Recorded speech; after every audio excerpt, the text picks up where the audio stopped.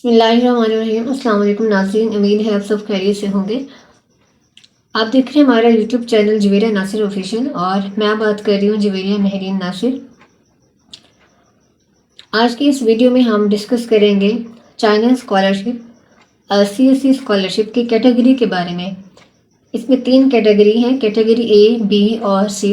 तो one by हम आज हम एक को डिस्कस करेंगे कैटेगरी ए के बारे में कि ये इसके थ्रू हम कैसे अप्लाई कर सकते हैं। आप जब अप्लाई कर रहे होते हैं तो आपने कौन सी कैटेगरी सिलेक्ट करनी है।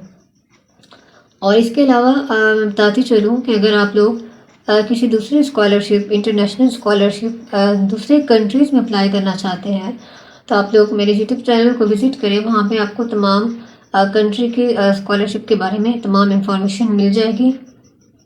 आप किसी एक भी वीडियो को फॉलो करके अपनी ऑनलाइन एप्लीकेशन फिल कर सकते हैं। तो अब हम देखते हैं कि ये जो टाइप ए है इसमें हम कैसे अप्लाई कर सकते हैं।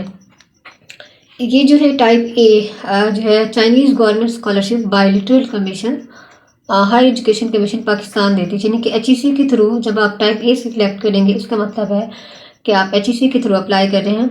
और इसमें जो है student under graduate, MPhil, master और जो PhD के स्टूडेंट्स हैं इसके लिए अप्लाई कर सकते हैं। इसका जो मंथली स्टाइपेंड है 2500 है अंडर ग्रेजुएट के लिए, 2500 RMB, और जो मास्टर वाले हैं, MPhil वाले हैं, उनका जो मंथली स्टाइपेंड होगा वो 3000 RMB, और जो PhD के स्टूडेंट्स हैं इनका जो स्टाइपेंड है वो 3500 RMB है। अब इसमें आपने अप्लाई कैसे करना है, तो इसके स्टाइपेंड की बात हो गई है और जो एलिजिबिलिटी कौन कौन से स्टूडेंट्स अप्लाई कर सकते हैं। टाइप ए में सिर्फ और सिर्फ यहाँ पे पाकिस्तान और आज़ाद जम्मू कश्मीर के लोग अप्लाई कर सकते हैं। इसमें हमने देखना है कि अपने डॉक्यूमेंट्स कौन कौन से रिक्वायर्ड होते हैं। और आपको अगर आप लोग थोड़ी सी मेहनत करें तो आप लोगों को किसी कंसल्टेंट के पास जाने की ज़रूरत नहीं होगी। आप इसकी एप्लीकेशन खुद भी फिल कर सकते हैं और ना ही आपको हार्ड कॉपीज ऑनलाइन अप्लाई जब कर रहे होते हैं तो आपको हार्ड कॉपी भी सेंड करने की ज़रूरत नहीं होती। इसकी जो डेडलाइन है थर्सडे 28 दिसंबर 2023, यानी कि 28 दिसंबर इसकी लास्ट डेट है। तो टाइम बहुत कम रह गया, इसके लिए जितना जल्दी हो सके आप लोग अप्लाई करें।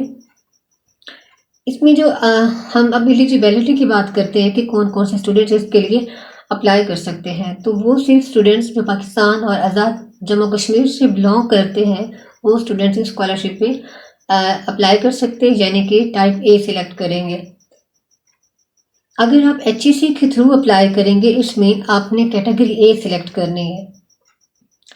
और आपकी जो अगर आप अंडर ग्रेजुएट के लिए अप्लाई कर रहे हैं तो आपकी FSC की डिग्री कंप्लीट होनी चाहिए और वही बाकी वही तमाम डॉक्यूमेंट्स हैं, वही एलिजिबिलिटी क्राइटेरिया है।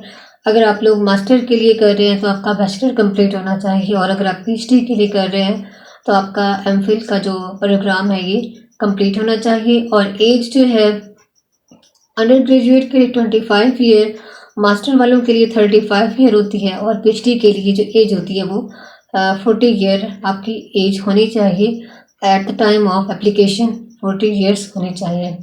और इसमें हम डॉक्यूमेंट्स की बात करें, डॉक्यूमेंट्स इसमें अंदर कौन कौन से रिक्वायर्ड होते हैं, तो इसमें आपको जब आप अप्लाई कर रहे होते हैं तो चाइनीज़ एम्बेसी जो पाकिस्तान में है आपको हार्ड कापीज़ भी सेंड करने की ज़रूरत नहीं होती, जस्ट आप लोगों ने अप्लाई करना होता है। लेकिन जब आप HEC के थ्रू अप्लाई कर रहे होते हैं तो आपको एक टेस्ट देना पड़ता है, जो कि हम अभी डिस्कस करते हैं कि वो कौन सा टेस्ट है। इससे पहले मैं आप लोगों को बताती चलूँ इसकी डॉक्यूमेंट्स के बारे में। आपकी जो हाईएस्ट डिग्री है वो नोटराइज होनी चाहिए, और जो आपका ट्रांसक्रिप्ट है जो ट्रांसक्रिप्ट की आपने कॉपी, यानी कि अपनी डिग्री को नहीं कराना, आपके जो ट्रांसक्रिप्ट है या डिग्री है उसकी आपने कॉपी करा के उसको अदालत से आपने नोटराइज कराना है। स्टडी प्लान आपने लिखना है 200 वर्ड्स फॉर बैचलर के लिए, यानी कि अगर आप बैचलर के लिए अप्लाई कर रहे हैं तो स्टडी प्लान जो आप लिखेंगे वो 200 वर्ड्स का होना चाहिए, और मास्टर के लिए 800 वर्ड्स, और जो PhD है, PhD के जो स्टूडेंट्स हैं वो 1500 वर्ड्स का अपना रिसर्च प्लान या स्टडी प्लान लिखेंगे। या फिर जो है और जो ये रिसर्च पेपर वगैरह होते हैं ये सिर्फ़ और सिर्फ़ पीएचडी वालों के लिए होती हैं। 2 आपने रिकमेंडेशन लेटर बनवाने हैं। रिकमेंडेशन लेटर आप अपनी यूनिवर्सिटी से ही बनवाएँगे। पासपोर्ट की कॉपी, वैलिड पासपोर्ट की आपके पास कॉपी होनी चाहिए और फ़ॉरेन फिज़िकल एग्ज़ामिनेशन फॉर्म, यानी कि आप इस जो है इस प्रोग्राम के लिए बिल्कुल फिट हैं। यानी कि फिज़िकली आपकी कोई बीमारी वगैरह नहीं है। तो ये जो है आपका मेडिकल टेस्ट होता है, तो ये आप बनवाएँगे।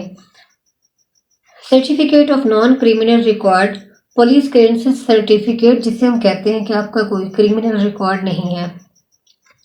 इंग्लिश प्रोफिशिएंसी सर्टिफिकेट, यानी कि अगर आपके पास आइल्स नहीं है तो तब भी आप इसके लिए अप्लाई कर सकते हैं। आइल्स इसके लिए मैंडेटरी नहीं है। अगर आपका जो प्रीवियस प्रोग्राम है वो आपने इंग्लिश में किया है तो आप अपनी यूनिवर्सिटी से या फिर उसी कॉलेज से आपने इंग्लिश प्रोफिशिएंसी लेटर बनवाना है। इंग्लिश प्रोफिशिएंसी के बाद इसमें है हेड टेस्ट के लिए आपने अप्लाई करना है, जो कि ये मास्टर और पीएचडी के स्टूडेंट्स हैं। मास्टर और पीएचडी के स्टूडेंट्स हेड टेस्ट देंगे और जो अंडर ग्रेजुएट के स्टूडेंट्स हैं वो यूसेट टेस्ट देंगे।